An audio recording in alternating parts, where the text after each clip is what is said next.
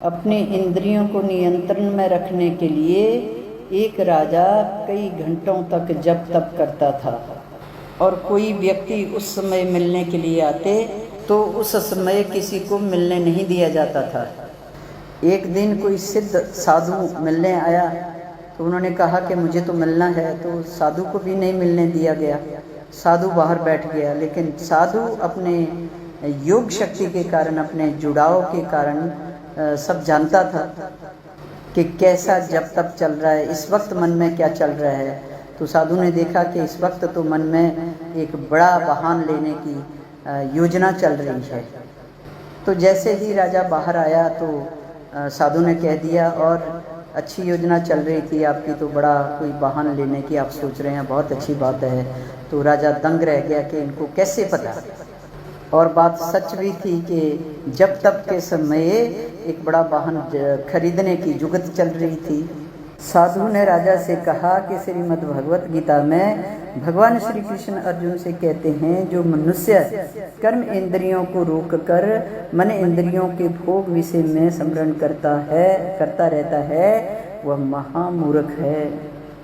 मूर्ख व्यक्ति ही यह समझता है कि बाहर की इंद्रियों को रोककर बैठने का नाम त्याग और संयम है। समझ रहे हो? इस प्रकार कर्म का त्याग करने से मन में उथल पुथल मची रहती है, मन अटका रहता है भोग्य वस्तुओं में। ऐसा मन कभी ईश्वर में नहीं लगता। वह व्यक्ति अपनी जिम्मेदारियों को भी कभी पूरा नहीं कर सकता। ऐसे ही अर्जुन भी अपना कर्तव्य नहीं करना चाहता था।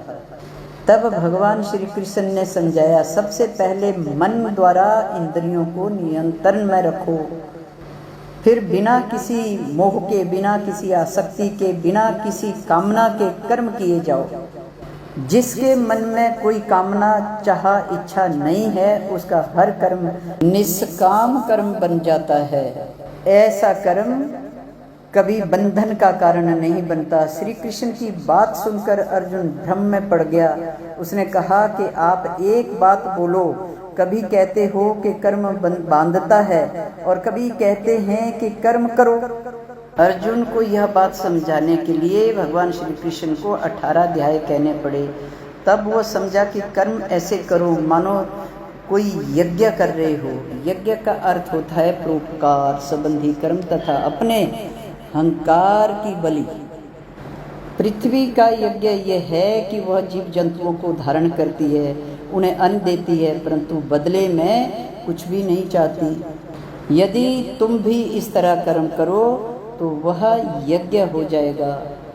जहाँ मन में यह भाव आए कि इस कर्म से क्या लाभ होगा, वही भाव बंधन का कारण बन जाता है।